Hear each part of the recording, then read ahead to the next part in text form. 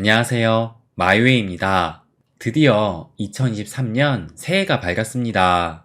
먼저 구독자 여러분, 새해 복 많이 받으세요. 올해는 모두가 큰 부자가 되는 데 있어서 특별한 한 해가 됐으면 좋겠습니다. 그럼 오늘의 이야기를 좀 시작을 해보면, 일단 이제 2022년이 마감이 됐는데, 이 2022년은 최악의 한 해로 마감을 했습니다.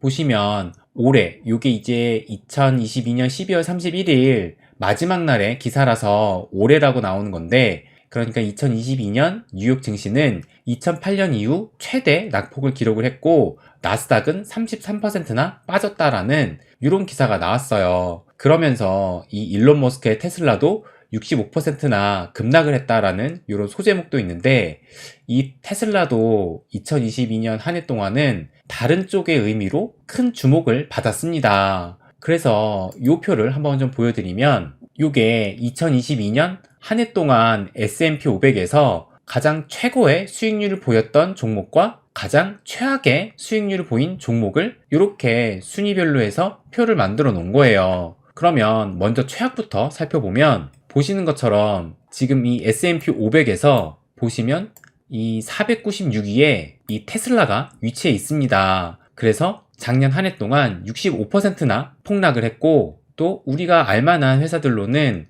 또 494위에 바로 구 페이스북 이 메타가 자리 잡고 있어요. 그래서 메타 역시 마이너스 64%나 폭락을 했다고 해요. 그리고 또 500위 중에 491위에 우리가 잘 아는 페이팔도 위치해 있고 수익률은 마이너스 62%나 큰 폭의 하락이 있었습니다. 그래서 보시는 것처럼 이 테슬라가 큰 폭으로 작년 한 해 동안 하락을 했고, 또 대표적인 빅테크 중에 하나인 이 메타도 테슬라 못지않은 폭락을 했다는 것을 알 수가 있어요. 그러면 이번에는 작년 한 해 동안 최고의 수익률을 보여줬던 종목은 무엇인지 한번 살펴보면, 1위는 바로 옥시덴탈 페트롤리움이라고 이 오일 정유주예요. 이 옥시덴탈은 보시는 것처럼 이 워렌 버핏이 작년 한 해 동안 이 옥시덴탈과 쉐브론을 보유하면서 이렇게 주가의 수익률이 99.9, 쉐브론도 44%나 상승을 하면서 역시 워렌 버핏이다라는 그런 말이 나오게끔 만들어준 주식이 바로 옥시덴탈과 쉐브론입니다. 그런 옥시덴탈이 보시는 것처럼 수익률이 110.9%로 1위를 차지했어요. 그리고 2위는 에너지, 유틸리티 기업이라는 걸 알 수 있고, 3위는 헬스사의 정유주와 4위 역시 이 엑슨모빌의 정유주라는 걸 알 수 있습니다. 그래서 보시는 것처럼 1, 2, 3, 4위 모두 거의 2배 가까운 이런 수익을 보였어요.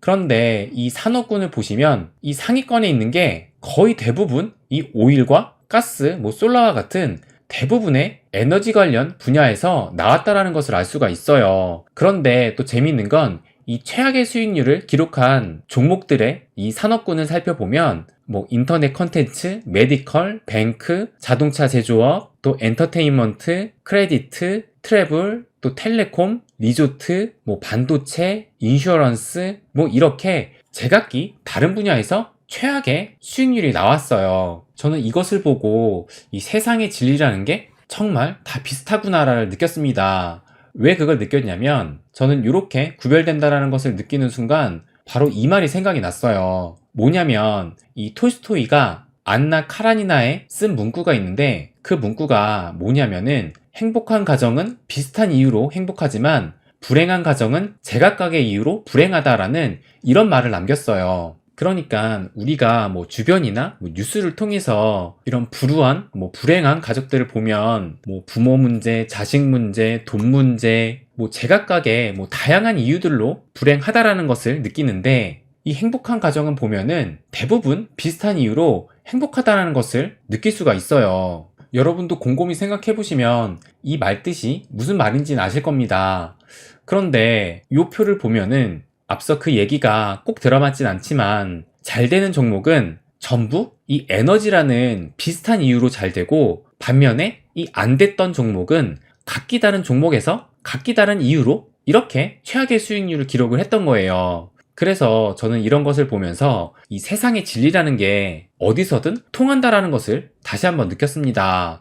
마치 여러분도 이 파레토의 법칙을 잘 아실 거예요. 이 파레토의 법칙이 보시는 것처럼 상위 20%가 전체 생산의 80%를 해낸다라는 이 법칙이잖아요. 그런데 이 2대8, 8대2의 파레토 법칙이 다양한 곳과 다양한 분야에서 다 들어맞고 있어요. 보시면 가장 잘 팔리는 제품 20%가 시장 매출의 80%를 차지하고, 또 가장 부유한 시민 20%가 국부의 80%를 차지하고, 상위 20%의 작곡가의 곡이 전체 재생 횟수의 80%를 또 기록한다고 하고, 상위 20%의 축구 선수가 80%의 골을 넣고, 올림픽에서 상위 20%의 국가가 메달의 80%를 가져간다라는 정말 다양하고 각기 다른 분야에서 이 파레토의 법칙이 맞아 들어간다는 것을 알 수가 있어요. 이렇게 어떻게 보면 이 세상의 진리라는 게 어디에서든 다 통한다는 것이 느껴집니다. 그래서 아무튼 이 2022년은 이렇게 이 오일, 이 에너지 관련 기업만이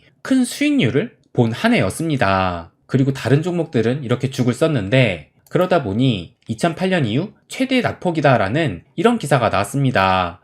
그러면 진짜 이 2008년 이후로 최악이었던 건지 수치로 한번 살펴보면, 요게 미국 주식시장의 연간 수익률 표를 나타내는 것인데 1928년부터 2022년까지 나와 있습니다. 그래서 보시면 1928년부터 이때는 43%나 올랐지만 그 이후로 4년 연속해가지고 엄청난 폭락을 했다는 것을 알 수가 있어요. 이 1929년이 경제 대공황이 시작된 해인데 그 이후로 이렇게 매년 엄청난 폭락을 했다는 것을 알 수가 있고, 그리고 이때 다시 좀 회복이 되는 듯 하다가 37년 이후로 해서 또 큰 폭의 하락이 나왔다는 것을 알 수가 있습니다. 이때가 이 1939년에 2차 세계대전이 있었을 그 시기여가지고 20년, 30년대에는 주식시장이 매우 불안정했고 수익을 본 해보다 손실을 본 해가 더 많다라는 것을 알 수가 있어요. 그러다가 이제 40년대가 지나가고 50년대가 오면서 이때는 보통 한 4년에서 5년 주기로 해서 이 위기가 왔다라는 것을 알 수가 있습니다. 그러다가 60년, 70년이 넘어가고 이 80년대 이후로 해서 우리가 흔히 10년 위기설, 10년 경제 위기설 이런 얘기가 돌잖아요. 이때부터 이 80년 이후부터 그것이 좀 들어맞기 시작을 해요. 그래서 보시면 1981년도에 이렇게 하락을 했다가 거의 10년 동안 또 엄청난 상승을 합니다. 그러다 1990년도에 이렇게 조금 후퇴를 하고 또 그 이후로 진짜 매년 성장을 하게 돼요. 아마 1980년도 이후로 이 미국을 주도권으로 한 이 평화가 찾아오면서 이때와는 전혀 다른 분위기로 특별한 큰 전쟁 없는 이런 평화 속에 고성장을 했다는 것을 알 수가 있습니다. 그리고 이 1997년도면 우리나라가 IMF를 겪었던 시기인데, 이 IMF를 우리나라를 비롯한 동아시아의 위기라고 불렸던 이유가 보시는 것처럼 이 97년도에 미국 주식은 무려 33%나 상승을 했어요. 그러다가 이 10년의 호황을 누린 뒤에 우리가 또 잘 아는 이 2000년 닷컴 버블이 터집니다. 3년 내리 큰 폭의 하락을 겪었어요. 그리고 나서 2008년에 또 우리가 잘 아는 이 금융위기가 터졌습니다. 그래서 이때 이 서브프라임 모기지론이 문제가 됐고, 그래서 리만 브라더스가 무너지고 이 월가가 이때 흔들리게 됐습니다. 그리고 나서 또 오랫동안 이런 큰 성장을 한 다음에 2018년도에 또 한 번의 하락을 겪는데, 이때 2018년도는 왜 그랬냐 보면은 이 2018년도에는 바로 이 미중 무역전쟁이 있었습니다. 왜 무역전쟁이 일어났냐, 요 이유를 한번 보면 요 사진을 보시면 1990년도에 세계 각국의 무역 파트너를 보여주는 그림이에요.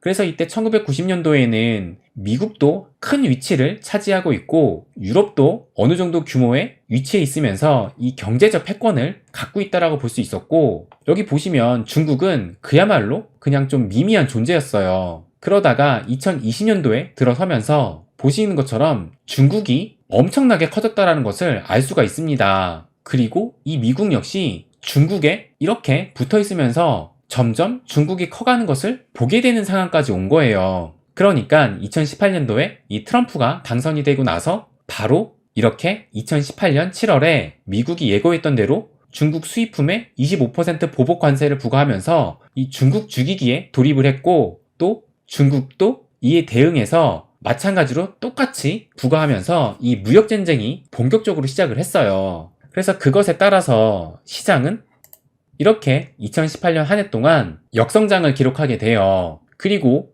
2022년 작년 한 해 동안 거의 20%가 가까운 하락을 한 건데, 사실 2018년을 뭐 위기로 볼 수 있는 그런 수준은 아니라서 이걸 건너뛰고 본다면 2008년이 되는 것이고, 그래서 2008년 이후로 작년이 최악의 해라는 말이 나오게 된 겁니다. 그래서 보시는 것처럼 작년은 2008년 이후 최악의 해로 마감을 했다라고 하면서 마지막 거래일까지 하락을 하는 미 증시 최악의 해였고, 더불어 내년, 그러니까 2023년도 어렵다라는 이런 기사까지 나왔습니다. 그래서 많은 분들이 올해도 이 자산시장이 어려워지면서 이 암호화폐 시장까지도 어려울 것이다 라는 이런 걱정과 우려가 많을 거예요. 그런데 저는 이 2023년을 특히 이 암호화폐 시장 관점에서 그렇게 부정적으로만 보진 않습니다. 제가 이 텔레그램 방에도 이 2023년에 대해서 한번 말씀을 드렸는데,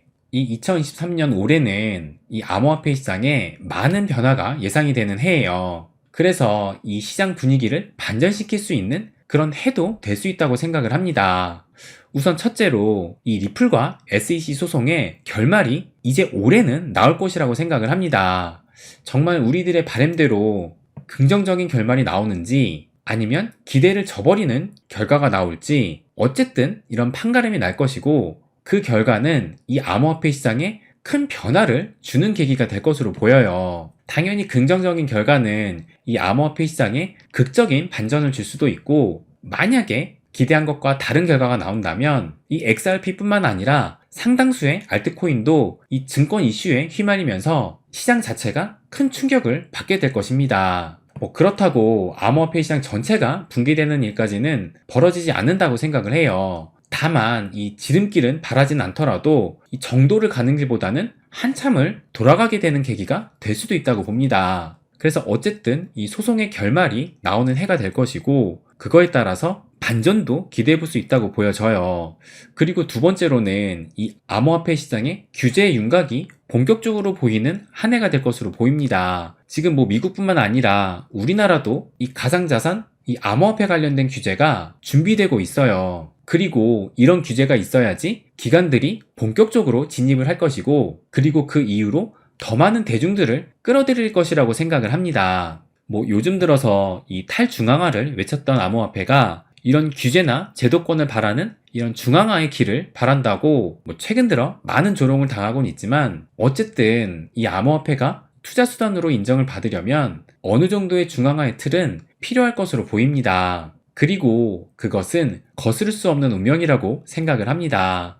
그리고 세 번째로는 올해는 암호화폐 시장이 정화되는 한 해로 기록될 것으로 생각을 해요. 작년에 이 루나 사태, FTX 사태로 그야말로 암호화폐 시장은 패닉에 빠졌어요. 그리고 아직도 이 DCG와 바이낸스 리스크가 우려되고 있고, 이것이 또다시 이 암호화폐 시장을 흔들 수도 있다고 봅니다. 하지만 이런 상황도 계속 이어질 수는 없을 것이고, 어쨌든 올해 이 DCG의 생존 지속 여부도 결정이 날 것이고, 바이낸스도 지금처럼 이 세계 각국의 법망을 피해 다니면서 두리뭉실한 세계 1위 거래소가 아니라 지금의 위치를 고수하다가 큰 해를 입던지, 아니면 어느 정도 법망의 테두리 안에 들어오면서 더욱 확고한 1위 자리를 공고히 할지, 어쨌든 올해는 그런 결론이 나는 한 해가 되지 않을까 생각을 해요. 그리고 이 모든 것들이 어떤 결과가 나오든지 시간의 문제지, 결국엔 이 암호화폐의 성장과 암호화폐의 시대로 간다라는 것에는 예나 지금이나 저의 생각은 변함이 없어요. 결국은 하나로 흐를 것입니다. 그래서 우리는 그 하나에 집중하면서 끈질기게 이 시장에 살아남으면 된다고 생각을 해요. 그래서 많은 경제학자나 CEO, 전문가, 월가 금융사들이 올해의 전망을 우려와 걱정으로 나타내고 있지만, 전 희망과 기대를 더 많이 보고 있어요. 제가 영상에도 몇 번 말씀드렸지만 작년 초만 해도 장밋빛으로 전망을 했지만 결과는 아시는 것처럼 참담했습니다. 그리고 그렇게 그런 전문가들의 전망이 틀렸던 이유는 설마 했던 이 러시아 우크라이나 전쟁이 현실화가 되었고, 또 생각보다 길고 강했던 연준의 스탠스도 한몫을 했고, 또 다른 하나로는 중국의 코로나 이슈와 그에 따른 공급망 문제 등 전망이 틀렸던 이유는 다양합니다. 그리고 올해의 전망 역시 그런 사유들의 연장으로 올해까지도 우려와 걱정을 나타내고 있는 거예요. 하지만 이 2023년에도 예상치 못했던 일들이 작년처럼 또 발생을 할 것이고, 그리고 지난 악재로 평가됐던 전쟁이라든지 코로나 이슈가 종전이나 다시 개방이 되면서 악재가 호재로 변하는 급변하는 상황도 연출될 수 있다고 생각을 합니다. 그래서 작년에는 부정적인 일들이 있었다면 올해는 긍정적인 일들이 벌어지면서 반대의 상황이 나올 수도 있을 거예요. 그래서 미래는 아무도 모릅니다. 그래서 그것이 2023년을 비관적으로만 볼 필요 없다고 생각하는 이유예요. 이제 2023년에 하루가 지난 만큼 희망과 기대를 안고 내 일에 집중을 하면서 할 수 있는 것을 최대로 하다 보면 시간은 우리 편으로 웃음을 안길 것으로 생각을 합니다. 네, 그럼 오늘은 여기까지 하겠습니다. 항상 제 이야기 끝까지 들어주셔서 감사드립니다. 부자가 되는 길, 마이웨이.